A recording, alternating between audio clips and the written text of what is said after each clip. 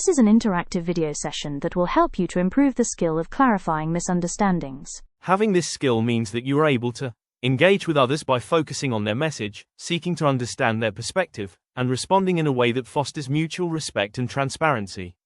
Engage with students on how to evaluate sources, verify facts, and recognize biased or misleading information. Modify language, tone, and approaches to fit cultural norms, ensuring clarity and understanding across different cultural contexts. Definition of the skill. Identify and address misinterpretations or incorrect assumptions in communication, particularly in intercultural contexts, deconstructing myths and challenging common stereotypes, fostering open dialogue to prevent misunderstandings and promotes effective interaction in diverse environments.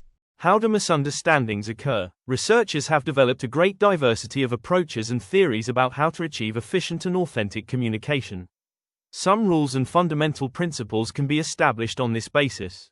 The first rule is that what is essential for a good communication is the quality of the relationship between the persons involved in this communication. It is a question of capacity to create a relational context that will facilitate expression and receptivity.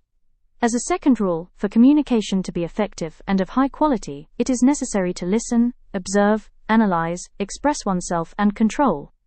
Listening means taking the other person's point of view into account, showing interest verbally or non-verbally, observing and analyzing in order to understand the explicit and implicit part of the communication, according to psychological and social components of the persons involved in communication, expressing yourself according to the person you are talking to, and the nature of the subject of the communication, controlling through the feedback given to the message.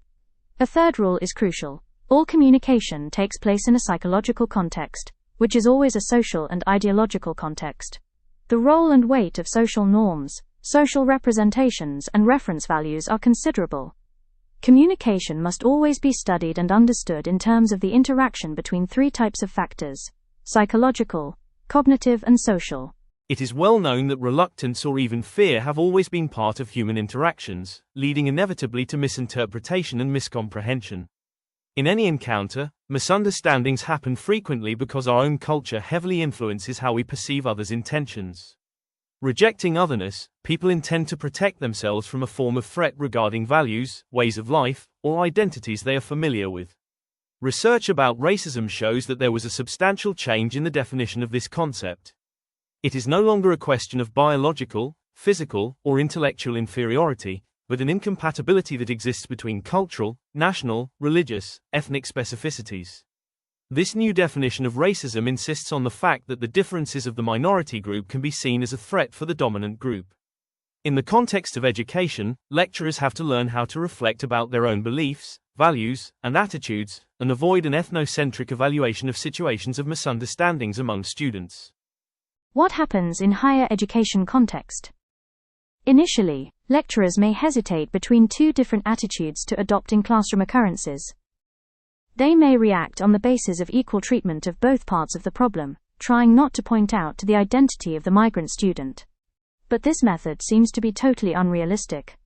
Lecturers need to address all different cultural codes of students, and be aware that preventing and managing misunderstandings will be a difficult task. In fact, those misunderstandings may even extend to other social issues like, for example, gender relations, socialization, religion, and occur in verbal as well as non-verbal communication. Intercultural communication strategies. To foster inclusive and effective communication in culturally diverse contexts, lecturers can adopt the following strategies. Speak more slowly than usual to ensure clarity and allow time for processing.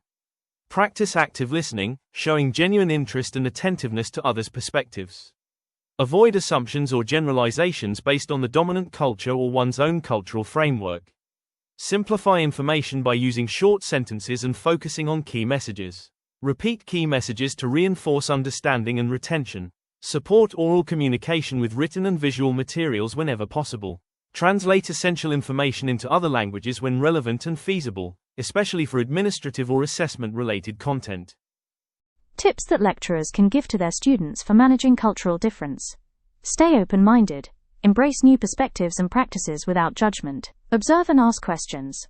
Learn by observing locals and asking questions whenever you are feeling uncertain. Learn the language. Even a basic understanding of the local language can make your transition easier. Connect with peers. Joining international student groups can offer support and shared experiences. Engage in cultural exchange. Participate in local events and activities to immerse yourself in the culture. External causes for misunderstandings. Other elements can lead to misunderstandings, such as propaganda, misinformation, and fake news. These terms are used to refer to a range of ways in which sharing information causes harm, intentionally or unintentionally. Although none of these phenomena are new, they have taken on new significance in the past decades with the development of an extensive range of sophisticated forms of information and communication technology. To give a brief definition of these terms, according to the European Council, propaganda is information intentionally crafted and distributed to influence people's way of thinking or behaving, usually in support of a political or ideological agenda. Propaganda can contain factual information, but it is usually one-sided or biased, emphasizing certain viewpoints strategically. Misinformation is wrong information that people who believe it to be true share without the intent to deceive. Misinformation can arise from misunderstandings, rumors, or inadequate research. Fake news is intentionally designed false or exaggerated news to mislead people, create confusion, or promote hidden agendas. Fake news is often presented in a way that imitates real news reporting. All of them can polarize public opinion, and even promote violent extremism and hate speech. As students spend a significant amount of their time watching television, playing online games, chatting, blogging, listening to music, posting photos of themselves and searching for other people with whom to communicate online, they rely heavily on information circulated online for their knowledge of the world and how they perceive reality. Being young people, they are particularly vulnerable to propaganda, misinformation and fake news.